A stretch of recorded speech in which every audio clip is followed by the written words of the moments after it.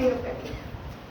దేవా, నీ కృప చొప్పున నన్ను కరుణింపుము, నీ వాత్సల్య బాహుల్యము చొప్పున నా అతిక్రమములు తుడిచివేయము. నా దోషము పోవునట్లు నన్ను బాగుగా కడుగుము, నా పాపము పోవునట్లు నన్ను పవిత్రపరచుము. నా అతిక్రమములు నాకు తెలిసే ఉన్నవి, నా పాపం ఎల్లప్పుడూ నా ఎదుట ఉన్నది. నీవు కేవలం నీకే విరోధముగా నేను పాపం చేసి ఉన్నాను, నీ దృష్టి ఎదుట నేను చెడుతనం చేసి ఉన్నాను. కావున ఆజ్ఞ ఇచ్చినప్పుడు నీవు నీతిమంతుడుగా అగుపడదువు, తీర్పు తీర్చినప్పుడు నిర్మలుడుగా అగుపడదువు. నేను పాపములో పుట్టిన వాడును, పాపములోనే నా తల్లి నన్ను గర్భమున ధరించదు. నీవు అంతరంగంలో సత్యము కోరుచున్నావు, ఆంతర్యమున నాకు జ్ఞానము తెలియజేయుము.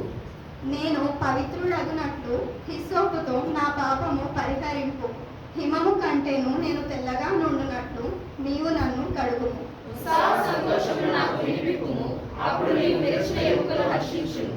నా పాపములకు వింపుడవు కమ్ము, నా దోషములన్నిటినీ తుడిచివేయము. దేవా, నా యందు శుద్ధ హృదయము కలుగజేయుము, నా అంతరంగంలో స్థిరమైన మనస్సును నూతనముగా పుట్టించుము. నీ సన్నిధిలో నుండి నన్ను త్రోసివేయకుము, నీ పరిశుద్ధాత్మను నా యొద్ద నుండి తీసివేయకుము. నీ రక్షణానందం నాకు మరలా పుట్టించుము, సమ్మతిగల మనస్సు కలుగజేసి నన్ను దృఢపరచుము.